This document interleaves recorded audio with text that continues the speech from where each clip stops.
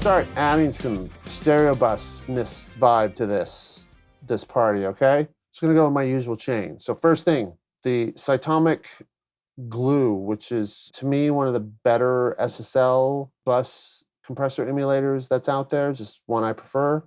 It's rad, threshold, you got the range, makeup gain. It's very similar to how you have a dry wet knob, which is great for parallel type stuff. And then you have an external in side chain, which you can key, which is rad, but also at the same token, you have a filter, which is kind of cool. So when the compressor's in, if I turn the volume off and I start compressing, just as you can sort of see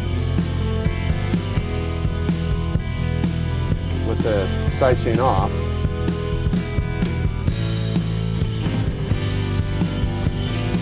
it's really, really grabbing that kick drum.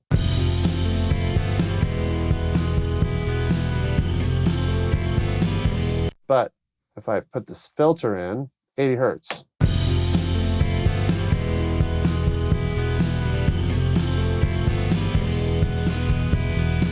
It's still doing something to the kick, but not nearly as aggressive as a minute ago.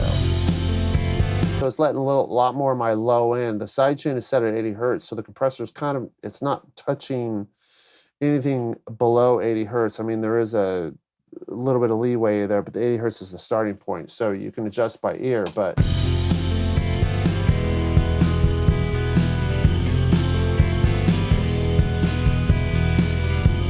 I'm looking for like a 3-4 dB compression.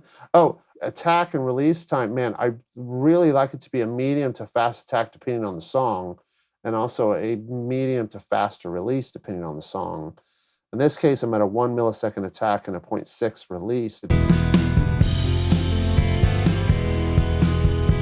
go a little fast.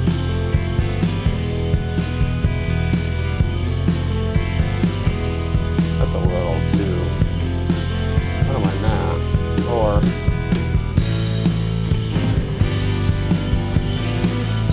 back to compression.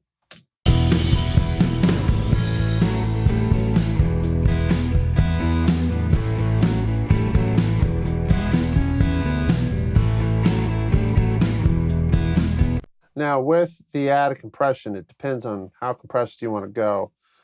Feeling like that's a little much to me. So let me back off a smidge and keep listening, okay?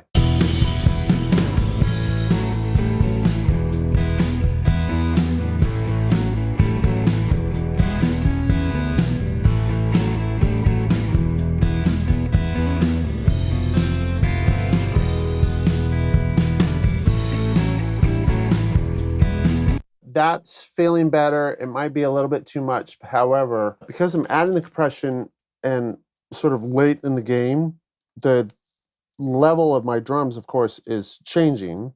That's the nature of the beast. So I'm going to start messing with the drums a little bit more with the compressor on, just to kind of get back to the balance that I want to hear in my head. And a lot of it has to do with the kick and the snare. So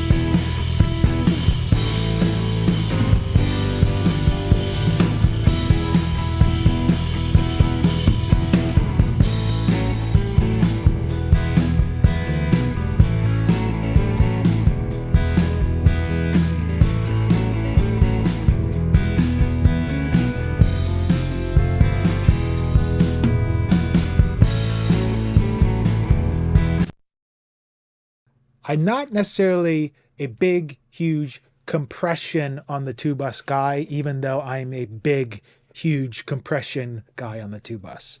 And I'll tell you what that means. It's not necessarily about how much compression I like. It's more about the character of the box itself and what it's doing. Give you an example. This guy, the AT101, there's a ton of tubes in it. And the fact that it's a Varimu compressor is based around how the tubes are working with the compression circuit. It's the whole thing. So sometimes not even using compression on this guy sounds even better than if you use it and just using the line amp itself. All these compressors I have here and all the compressors I have in the box have a very similar approach to it as well. And a lot of that is based around trying to figure out how to get the color I want. It's usually a holographic thing. And I've spoken about the holographic thing when it comes to depth a couple times, but it's mainly around what it's doing front to center to back. So there's the width, left to right, and then it's the front to back. So my 4 favorite, I might add a 5th just for fun, top 5 favorite 2-bus plugins are as followed. Not necessarily compression, not necessarily EQ, but just the overall color. One of these tricks I do is a 2 plugin combo, and by putting them together, it creates this weird thing where the drums can sit behind. And I use that probably 70% of the time when I'm mixing, that 2 plugin combo on my master. So let's listen for a second to the track and decide what we can do to make it better with a plugin that will just process the stereo. 1, 2 feet back on dry land, and I'm ready to go out again. I long for the salt in the air. Mountains made of ice. This song is a song I probably wouldn't reach for a bus compressor as a compression reason. Ships to cross paths. It's very open, and I don't want to distract or pull away from that idea, clamp everything down. But I do think we can get some color out of this and shift a little bit some of the image. So the first, number 1, is the combination of the ATR and the UAD 560. I've talked about 2 of these in the past, but I've never said the reason why they work, and I certainly have never said they work great together because I kind of want to save it as a trick later on. The aspect that this does, just getting into it for a second, is that this guy is basically playing the 2520 op amp that's in all the API gear. I'm not using any of the EQs, and if you see, I pull it back a half dB so it gets past the half dB boost when you turn it on and think, oh, it is better. So we can listen to that. Both of these, like I said, I've talked about, but the reason why it's special together is how it incorporates some kind of holographic dimension thing. That it doesn't work with one or the other. And I will demonstrate that. And do consider, I do like the repo head of the high frequency for the EQ. And the reason why I like that is because sometimes the overall mix just needs a little bit more openness or something. And by boosting this, it gives me a tiny bit more special sauce for EQ because it is pretty colorful. So let's play it without and then with of this 2-part plugin combo. Fought hurricanes and gales, mountains made of ice, are cathedrals in midair. I fought hurricanes and gales, mountains made of ice, are cathedrals in midair. 1, 2 ships to cross paths, 7 lifetimes we meet at last. Number 2, the second plugin I actually like to pull up sometime when I'm trying to achieve some kind of character change in my overall presentation of the stereo mix is the P42 Climax by Pulsar. This plugin is special because it does one thing incredibly well, which is it's modeling a transformer. It does have a little bit of EQ sweetening here and there, but the reason why I like it is because I'm just pushing stuff. For this track, it probably won't sound very good, the best out of all these options, but you can hear what it's doing and why I like it. By pushing it, you're basically rounding off areas that sound more pokey. So you're getting things to sound a little more tight, like you're hitting a pair of transformers. Why is this different than other transformer plugins or such? I just feel like it's as close as you can get so far.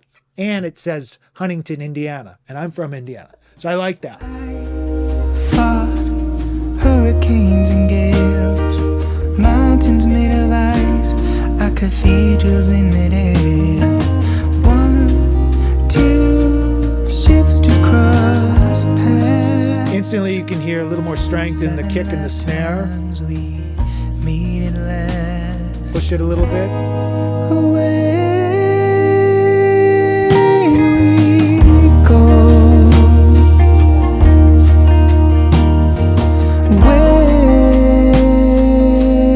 Away we go. Oh, my sweet darling, I'll follow the shore. I'm not totally sure if it's doing any compression as much as it's adding harmonics, but it is gluing the track up nicely. The harder you push it though, the more pancakey everything starts sounding. But when you're trying to kind of cut off some things on the snare and stuff like that, it really helps. And just putting on the 2-bus when you need to really brings it out. There's a lot of options, but I do like to just leave it as my starting point delicately.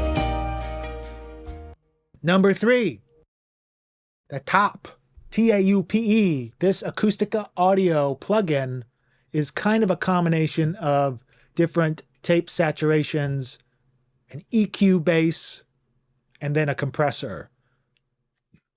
I don't use the compressor, and I use very lightly a bit of the EQ on my chain. I do have a preset. This is based off of, I believe, I'm not even going to say it because I know somebody's going to know it and they're going to tell me I'm wrong.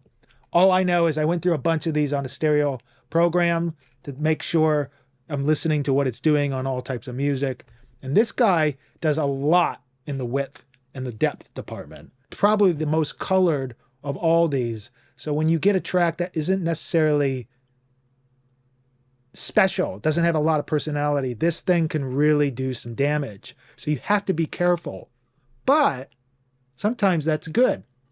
So I'm going to use this again, same part, and we're going to hear what it does to the whole mix. Hurricanes and gales, mountains made of ice, our cathedrals in midair. 1, 2 ships to cross. I fought hurricanes and gales, mountains made of ice, our cathedrals in midair. 1, 2 ships to cross paths.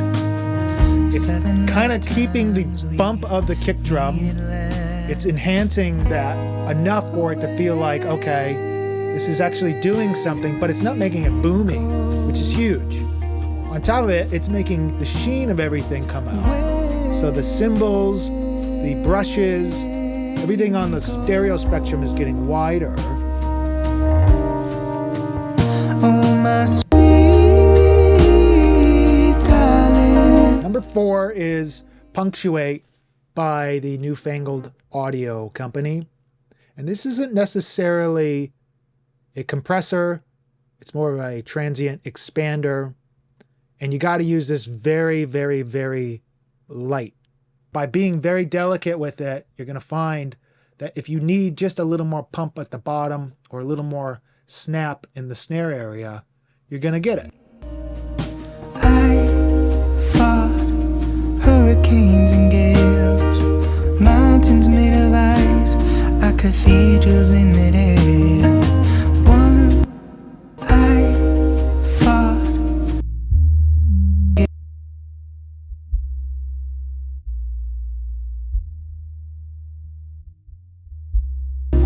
Two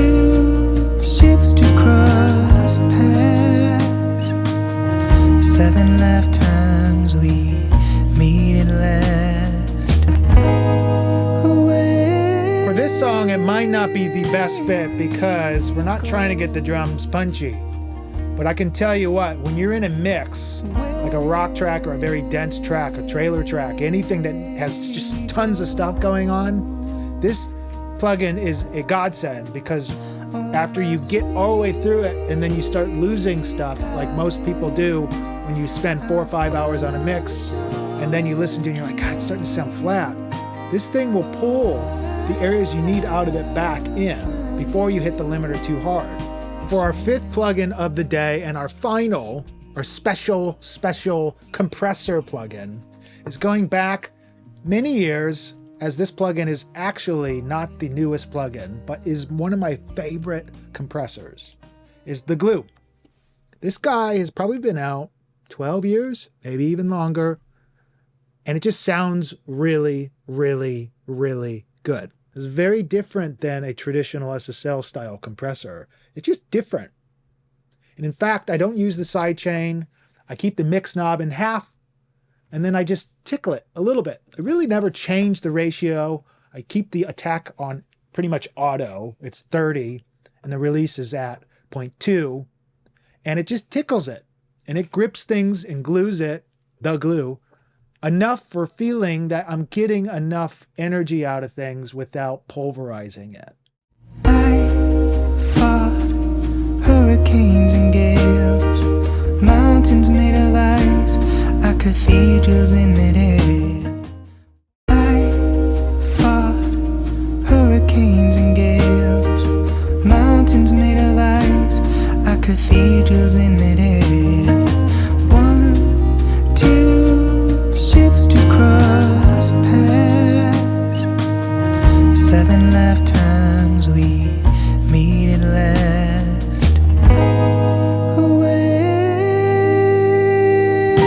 we go. But if I add this tape and this guy, Away we go. that's the key with obviously 2-bus stuff, is you don't want it to be too aggressive, but you would never want that on analog hardware either.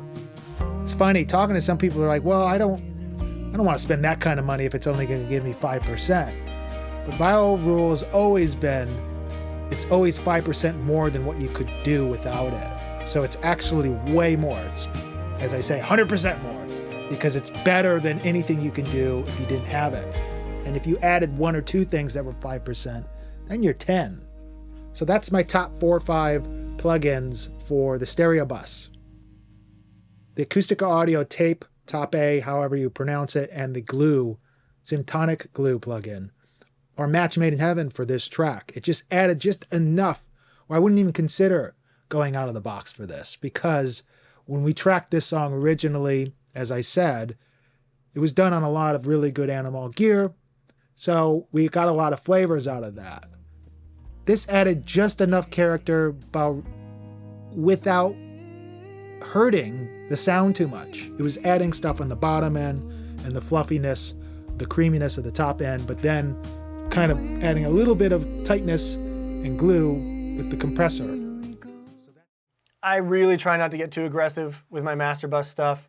I try to do everything I can in the mix itself and use this stuff to just kind of paint a broader picture to get everything kind of working together. So I have this very kind of neat T-Rex compressor. I love this as my master bus compressor. It's really inexpensive and sounds great. But again, just maybe I try to keep it under 2 decibels at any time. Oh, that I put my world at stake. My shoulders will ache from the weight, but I don't mind. If the past is supposed to guide the hand, the future is built on grains of sand. Tear it down, build it stronger than before. Forge it from fire and build it to endure. Steal your heart, if only for the fight.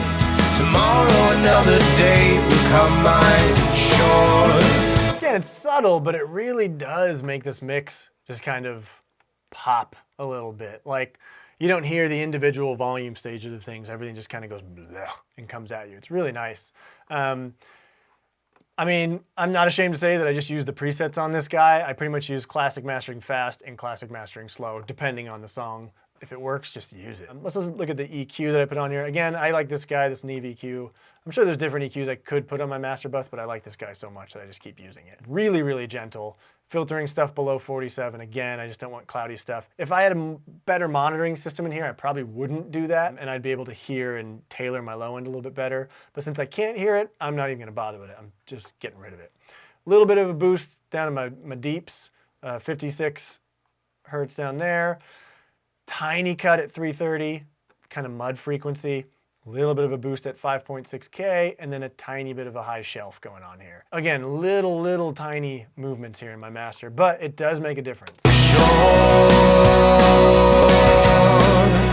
only this side shore. Is there a final home for all of us? A single path that leads us from dark?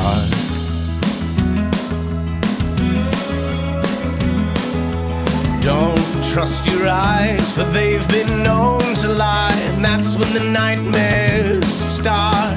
And at this stage, I'm really trying to pay attention to the vocal. What's my master stuff doing to my vocal? I definitely don't want to screw up that. And I like what these kind of tiny little boosts are doing to that. They're not messing with any other instruments. And again, they're kind of making the whole thing sound a little more expensive than it really is. Here's one that I've been doing lately. Again, I'm trying to just use stock plugins, but I kind of like this, the Maxim, the mastering kind of brick wall limiter that comes with Pro Tools. But what I'm doing here is not going 100% wet with it.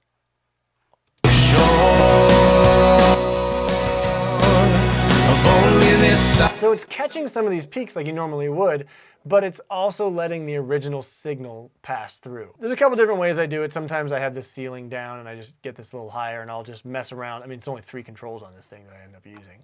But really what you're doing is getting that squished element in there, but it's coming in under the original track. So like your pops from the kick and the snare and all your big kind of hits are still coming through. They're really nice. But then you also have this kind of squished element that's coming in under. It's parallel processing your whole mix. I like it. I've been doing it a lot lately. Depending on who I'm having master, I might bypass this and send it to the mastering engineer and let them do that.